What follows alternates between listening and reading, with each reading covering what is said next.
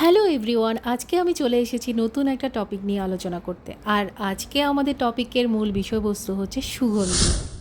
সবাই তার চারপাশে মোহচ্ছন্নের মতো ছড়িয়ে থাকা এক সুবাসিত পরিবেশ খোঁজেন। আর এই সুগন্ধির ব্যবহার শুরু হয় মূলত মধ্যযুগের দিকে। সৌরভ বা সুগন্ধি নানা কাজে ব্যবহৃত হলেও নারী পুরুষ একে অপরকে আকর্ষণ করতে সুগন্ধির ব্যবহার হলো এর আদি ও প্রধান কাজ। নারী পুরুষ উভয়কে আকৃষ্ট করতে সুগন্ধির সাহায্য নিয়েছে বহুবার। সমাজবিজ্ঞানীদের মতে নারীর চেয়ে পুরুষরাই যুগে যুগে সুগন্ধির ব্যবহার সবচেয়ে বেশি করেছে। তবুও দেখা যায় সুগন্ধি সাবান থেকে শুরু করে যে কোনো ধরনের সুগন্ধির বিজ্ঞাপন চিত্রে নারীকেই প্রাধান্য দেওয়া হয়। যুগ যুগ ধরে প্রেম, ভালোবাসা আর যুদ্ধের সঙ্গে সুগন্ধির সম্পর্ক বেশ নিবিড়। শেক্সপিয়ার, অ্যান্টনি ও ক্লিওপেট্রার প্রেম অভিসারের কথায় বারবার উঠে এসেছে সুগন্ধির কথা। ক্লিওপেট্রার নৌকা যখন নীল নদে ভেসে যাচ্ছিল তখন বাতাস দারুণ সুরভিতে আমোদিত হয়ে উঠেছিল। আবার নেপোলিয়ন যুদ্ধে যেতেন বিভিন্ন সুগন্ধি নিয়ে। এটি নাকি তার ব্যক্তিত্ব ফুটিয়ে তুলত আর যুদ্ধে উৎসাহ যোগাত। আবার পারফিউম কিং নামে পরিচিত ছিলেন ফরাসি সম্রাট চতুর্দশ লুইয়ের শাসনামলে ফ্রান্সে এবং ইউরোপের অন্যান্য শ্রেণীর লোকেরা ছাগলের দুধে গোলাপের পাপড়ি ফেলে তাতে স্নান করত এবং প্রচুর সুগন্ধি গায়ে মাখত। তাছাড়া অভিজাত শ্রেণীর মানুষেরা বাড়িতে কোনো উৎসব, পার্বণ বা অনুষ্ঠান হলে পায়রা কিংবা অন্য কোনো পাখিদের সুগন্ধির তরলে ভিজিয়ে দিয়ে উড়িয়ে দিত বিশাল হলঘরে, আর এতেই সুন্দর স্নিগ্ধ গন্ধে ভরে উঠত হলঘর। তবে 18 শতকের মধ্যভাগ থেকে সৌরভের সংক্রমণ অভিজাতদের মধ্যেই শুধু সীমাবদ্ধ থাকেনি, বরং মধ্যবিত্তের মাঝেও সুগন্ধ ধূপের প্রচলন শুরু হয়ে যায়। ইউরোপীয় সমাজবিজ্ঞানীদের মতে 1200 শতকে ইউরোপে প্রথম সুগন্ধির প্রবেশ ঘটে। গবেষকদের মতে মানব সভ্যতার ইতিহাসের মতো সুগন্ধি ব্যবহারের ইতিহাসও অতি প্রাচীন। অতীতে মৃত ব্যক্তির আত্মার সৎকার, শ্রদ্ধাঞ্জলিতে ব্যবহৃত হতো নানা রকম সুগন্ধি। দেহের নানা রকম অসুখে ব্যবহার করা হতো সুগন্ধি মলম। এছাড়াও অনেক গাছ গাছড়া, ফল ফুলের নির্যাস থেকে তৈরি সুগন্ধি নানা রকম কীট পতঙ্গ, সাপ বিতাড়িত করত বলেও জানা যায়। জীববিজ্ঞানীদের মতে আগুনের ব্যবহার শুরুর সঙ্গে সঙ্গে মানুষ উপলব্ধি করে যে লতা, গাছ, পাতা প্রভৃতি নির্যাসের ধোঁয়ায় কীট পতঙ্গ বিতাড়িত হয় খুব সহজে। সেই থেকেই প্রধানত সুগন্ধির ব্যবহার শুরু হয়। রসায়ন বিজ্ঞান আবিষ্কারের বহু আগেই সুগন্ধির প্রচলন শুরু হয়।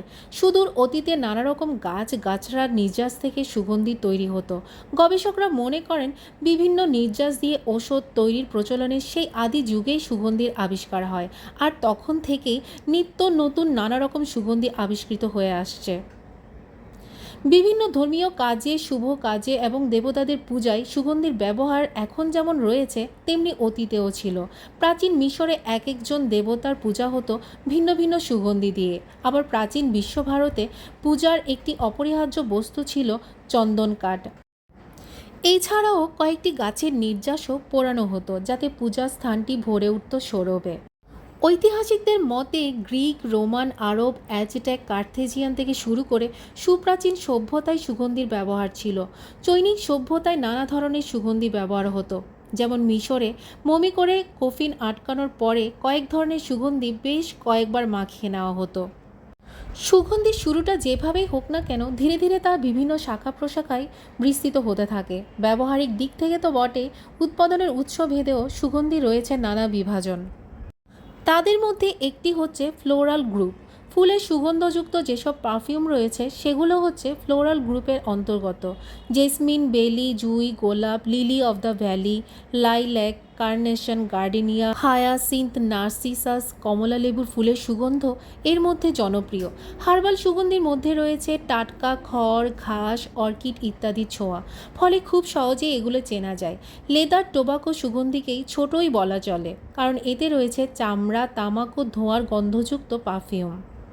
অন্যদিকে কার্নেশন, লবঙ্গ, দারুচিনি, তেজপাতা, গোলমরিচ, এলাচ, ক্যারাওয়ে, বেসিল বিভিন্ন মশলার গন্ধযুক্ত সুগন্ধি তৈরি করা হয়, যেগুলোকে বলা হয় স্পাইসি ব্লেন্ডস। উডি ফ্যামিলি একসময় বিখ্যাত। ইন্টিমেট ছিল এই উডি পারফিউম। চন্দন কাঠ, সিডার কাঠ, গুইয়া কাঠ প্রভৃতি সুগন্ধি থেকে তৈরি হয় এই পারফিউম। ওরিয়েন্টাল ফ্যামিলি এটা অনেকটা মিশ্র জাতের পারফিউম। এতে উডি, মসি এবং স্পাইসি নোটের সঙ্গে মিশেছে ভ্যানিলা ও বালসামের মিষ্টত্ব।